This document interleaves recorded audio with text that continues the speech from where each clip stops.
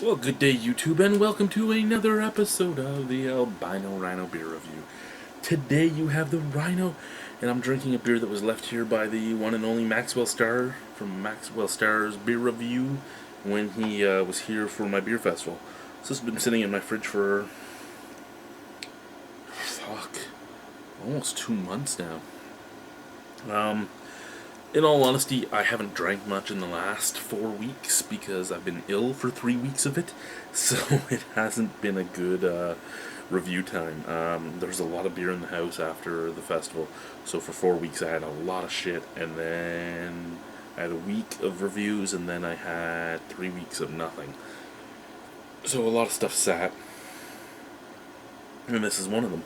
I've actually had 2 beers from this company last year. This is Le Petit-Sault, and this is their Louis the 17th. Louis, de 3, 4, 5, 6, 7, 8, 9, 10, 11, 12, 13, 14, 16. Louis XVII. How the fuck didn't I know that? So Louis XVII. And it's 5.5% alcohol, and it's an amber ale. Oh, I kind of feel bad. Truthfully, I just had one of the best beers I've had in the last month. Albeit, again, I've only drank for a few days of this month, so it wasn't hard to do it. And now I'm having an amber ale. But amber ales I do like, so maybe I'll like this. Little red-headed Blinoir Nadia Saint Hilaire had a strange accent, and he came here under mysterious conditions. No wonder he may have been Louis XVII, the little runaway king that the French had lost in the late 1800s. We raise a glass of our royally good amber ale to this most unique adopted son. Ingredients: water, malted barley, hops, yeast. IBUs 27, alcohol 5.5. Let's pop her open and give her a drink, shall we? Shall we? I love that it's little stubby bottles too.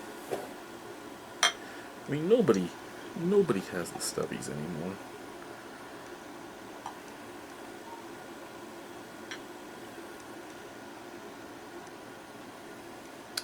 Oh God, that is a beautiful color. I'm sorry that I'm sitting in a chair I don't normally sit in, so you get to hear the creakiness.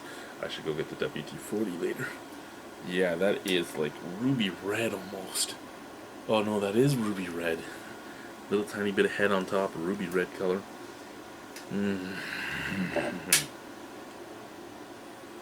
Oh. Smells like nibs. Like nibs. Any of you had nibs? It's a form of Twizzlers. If any of you haven't had Twizzlers, it's a licorice. Nibs is a licorice that is not quite a licorice. It doesn't have the lines and all that. It's a big solid piece. A little more sweet than a regular licorice stick. This smells like nibs. Nibs, molasses, and malt. Oh, it smells divine. Let's try it. Cheers. Oh, it's an amber ale. And unlike a lot of reds or Irish ambers, and it's not really hoppy. It's all malt. It's a little sweeter than I'd like personally, but it's all malt, and that's great. You get a taste, well, I get a taste right at the beginning. It reminds me very much of nibs. After the nibs taste, it kind of fades to a just sweet malt taste. After the sweet malt taste kind of fades to a slightly bready yeastiness, and then it just tapers off into a bready yeastiness at the finish.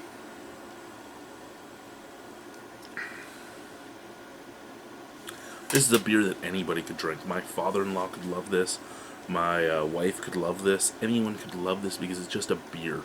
It's a beer. It's a beer that's crafted well. It's like a a craft macro, shall I say, because it is inoffensive. It doesn't have all that much taste, but it has taste because it's using real ingredients. It's not using a bunch of extracts. It's not using corn. It's not using this. It's not using that. It's using real malted barley and all the fun things that make a beer a beer. It's not this color because of food coloring. It's this color because of the ingredients. And I mean, that's where I sit with this. Are there times that I could probably pick a macro beer over this? Sure. But can I say anything bad about this beer? No, there's nothing wrong with this beer. This beer is a nice beer. Out of 10 on this, give it a solid 7. It's a solid beer that I could drink and I could enjoy. So thank you very much for watching. Have yourselves a wonderful night. All the best to ya. Au revoir, a bientôt. Let's chug our Petit-Sault amber. Louis XVII. Fingers up, we're royal.